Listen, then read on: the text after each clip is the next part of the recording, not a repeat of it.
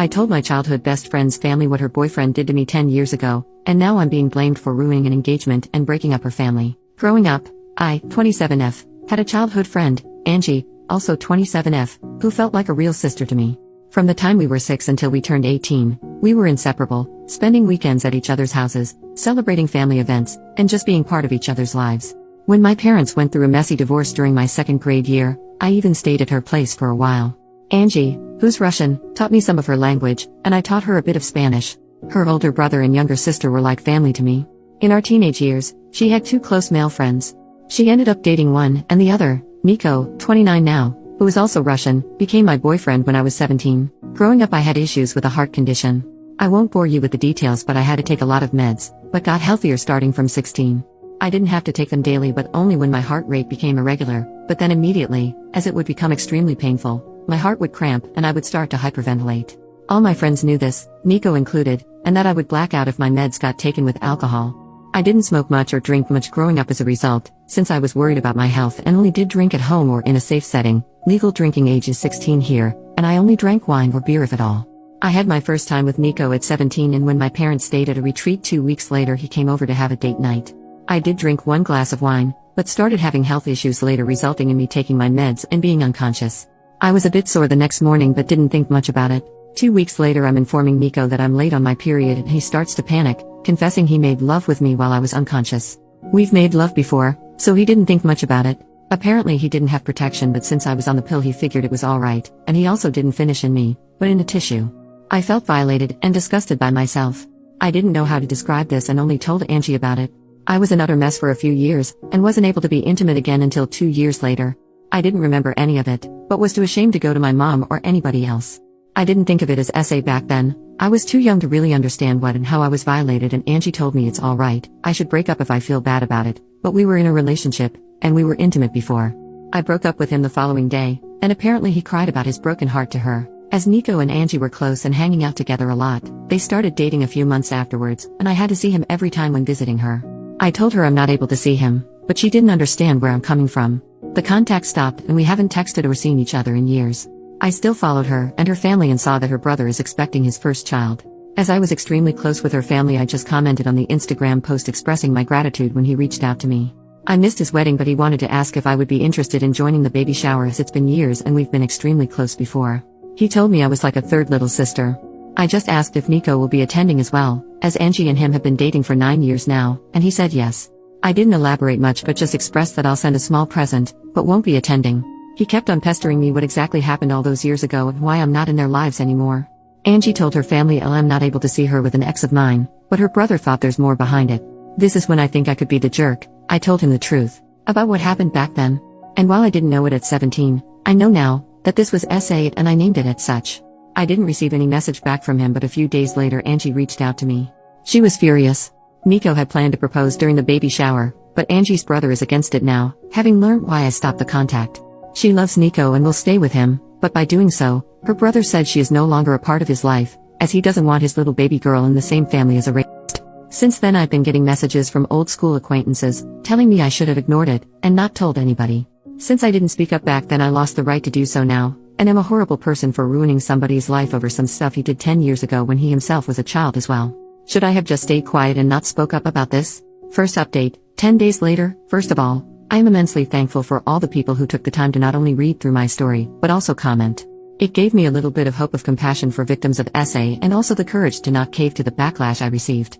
Mental update, reading all the messages defending my choices on speaking up made me realize how insecure I was on what I am allowed to do and how much I was trying to make it right to other people besides myself. This especially included Nico and Angie.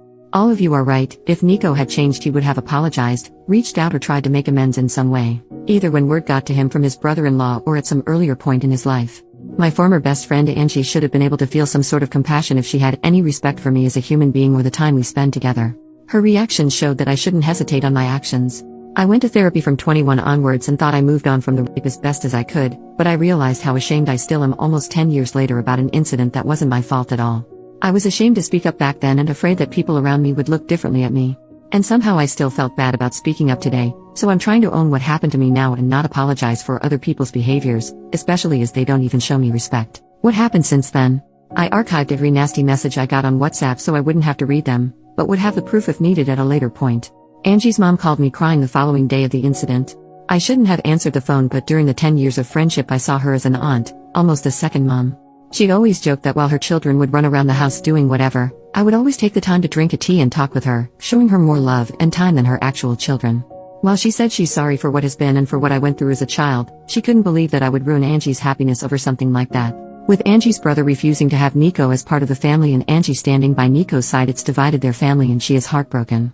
She has grown to love Nico like family as well and has known him for nothing more than a considerate young man who she knows will make her daughter happy. It wasn't nasty names or angry talk, just a heartbroken mother who faked to acknowledge my pain and saw the fault in me. Angie's mom tried to get me to apologize or to take it back, but I refused as I don't see the fault in me. With everything that has happened, I believe that Nico hasn't changed and is just hiding it better somehow. He can see how people are standing by him and supporting his behavior, so he won't have to change. And that is something I didn't want to indulge. Angie's mom not even once used the word rape, and I tried to correct her every time she talked about it, trying to name it for her to understand better, but she would just start sobbing more and it didn't make sense for us to continue to talk. Angie's mom used to be in contact with mine for some time, and she reached out to her after our talk. I was afraid that my mom would find out, since she's from a more conservative background. We had a long talk and I didn't get to see her physically yet, but she apologized for not being there for me or not making me feel like I can talk to her. I tried to calm her as best as I could, but when she asked me if my current partner knows I was used like that, I got angry. She was scared my partner would leave me if he found out, implying it was something that made me less precious or appealing. When she asked me to keep it a secret from our family abroad and in our country, I hung up. She was acting exactly the way I was afraid she would, as if it's something shameful. It was especially hard as I am trying my best to move away from the feeling of shame. She has since apologized, but it's clear that her view of me has changed. I don't yet know how to deal with it, but that's something to worry about in the next few weeks. As some of you suggested, I wrote Angie's brother, Sven, again and apologized for the mess, but I'm glad that it is out in the open and how proud I am that he's not defending his family. I asked if his old email is still working as I would just send a gift card. He didn't respond, but I got a message from his wife 2 days ago. She thanked me for speaking up and informing them about Nico. There were apparently a few moments that made her uncomfortable, some jokes Nico made, and in retrospective she can see why. Sven apparently informed her the moment he got my initial text, and both of them have since seen Angie but not Nico. She refuses to be in the same room or house as him, and same goes to their unborn daughter. Sven and Angie's mom has been at their place multiple times to beg to forgive Nico, and Sven caved a little. Angie and Nico will get married, Sven will attend but his wife will not. He is allowed in the family but not in contact with either Sven's wife or daughter. Those restrictions are not for Angie. Sven was suffering trying to ease his mother's worries and is not able to take a stand and cut them out completely. This is a compromise they made without his wife's approval, and she told me she's trying her best to cut them out of their life indefinitely. She wanted to move back, closer to her family as well, and thinks this is a perfect opportunity but isn't sure if she can follow through. His wife told me she's terribly sorry for all the issues that came my way and it has been a lot trying to handle the situation on their side. Sven knows it's not my fault but he doesn't want contact. It's hard for him to talk or see my name because even though he knows I'm not the guilty party, in some way I was the bearer or bad news and he sees me as the start of all this drama. She told me a few times that neither believe I'm the bad guy here, they just are tired with everything and it's just been extremely hard on them. That's all that has happened so far. I am frustrated about how everything came to be. It feels like Nico will just continue with his life without having to be remorseful. I didn't want him to suffer, but I think some part of me wanted to at least receive some kind of apology for all the suffering I went through afterwards. I'm having to deal with my mother and her changed shameful view on me, and even though I'm happy it's all out, it's extremely hard to stand by my choices. My partner and my best friends both have been my shoulder to cry on during this ordeal. Especially my best friend was enraged for me, and I am extremely grateful to have both by my side. Right now I'm just emotionally drained, but I'm sure it will be better once a few weeks passes. Second update 3 months later, posted 2 days ago. My first post was 3 months ago and this one will be my last update for now. It is not a good one, but I sincerely wish to leave it all behind me. That includes distancing myself from this Reddit account. These posts helped me let go of my anger, similar to a journal, and I am grateful for all the people who are enraged with me. I hope to open it again someday, with a final happy update, but for now every little pop-up is a reminder of the anxiety I am still dealing with, and I do not have the energy to deal with this topic outside of my therapy anymore. I work in a very specialized field. To get the proper qualification it takes on average 6 to 8 years, bachelor, master and then state bar to be allowed to practice. While it is not very competitive, not a lot of people choose this profession, and it is highly sought after. My current company paid for my master's and my extensive course as preparation for the bar exam, and I have been doing well there. My HR department called on me 2 months ago. Apparently they have been getting a lot of outside calls from Angie's mother and other relatives, saying I am involved in Amy 2 scandal and being a liability for the company as I don't have issues ruining the lives of men. How they could imagine this could change anything I do not understand. I work for a global company, they have counted on me for years, I never had any issues prior and quite frankly, they do not care. However, they have been getting frustrated with the amount of calls and apparently even reached out to the police and the calls have stopped since. Nonetheless, they reached out to me to check on my mental well-being, offering to give me paid leave, till it settles a little bit, and offering company paid therapy. Therapy is covered by my country's health insurance, but it is tricky to get one without waiting time, but I already had my old one on retainer and started going right after the incident. They made it clear that they invested a good amount of money in me and do not wish to lose me. I was ashamed that this part of my private life slipped into my professional one. It started to influence the career I worked hard for years to build, and while my company ensured me that it would not affect the workload and clients I'm getting, word got around, and it was clear for my colleagues that I am going through something nasty, and the company does not want to deal with it. All this stress and anxiety led me to hyper-focus on my work. I took on whatever I could, paranoid that another call would come and for whatever reason, the company would move me to a dead-end department where my career would basically be over.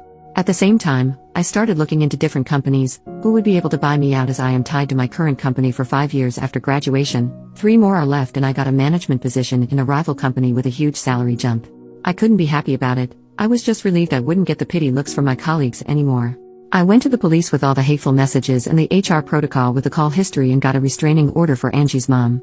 Should she contact my new company again, I have a public LinkedIn. It is needed for my job. At least I have some sort of proof that her words hold no meaning. I got asked if I want to pursue the essay but decided against it. It would open the whole ordeal again. I don't have proof, besides Nico and Angie not denying it, and quite honestly was afraid of what it would do to my career. I did keep contact with a good friend of mine who grew up in the same small town but moved away 5 or so years ago. As we share a Nintendo Switch online family account, so we tend to be in contact at least once a year for a short phone call when she has to send me the money for the subscription, and we just tend to make a phone call with updates out of it. Yesterday was one of those days and the whole Nico thing came up. While she didn't hear it directly, her mom is still living in the small town and reached out to her, asking if I'm alright. She expressed her disapproval about how everything came to be, as she was close with Angie back in the days as well and remembered how close we were, how often we spend time together, like sisters. She updated me that 2 months ago Sven's baby girl was born, and while neither Nico or Angie were seen in any of the pictures or stories with the baby, a month ago Angie and Nico had engagement party. Both Sven, the baby, and his wife participated, and are in the family pictures. I remember how enraged Sven's wife was, and how she told me she herself felt uncomfortable with Sven. Now it is all forgotten and forgiven. Nico's parents own a few houses and gifted Angie and Nico a house close to their home, and Sven and his wife apparently bought a house in the same street. It is as if nothing happened at all. Listening to my friend telling me the updates, I'm honestly not sure if I should have asked her to not tell me anything. I just feel empty and betrayed. Not by Angie, she made her choice. Not by Sven, it is his sister, and at the end of the day when he asked me what happened and then didn't have the decency to answer me because he saw me as the one who ruined his family, it was clear that the truth didn't matter.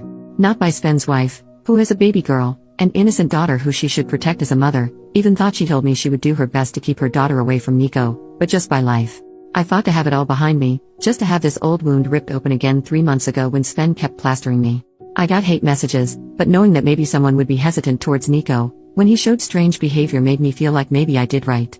Maybe by speaking up I helped a girl out to not be SA'd. My own mother was ashamed of what happened to me, told me I was to keep it quiet so my family abroad wouldn't get to hear it, just for it all to be all good again for Nico. After everything that happened these last 3 months, I truly understand why victims of SA chose not to speak up.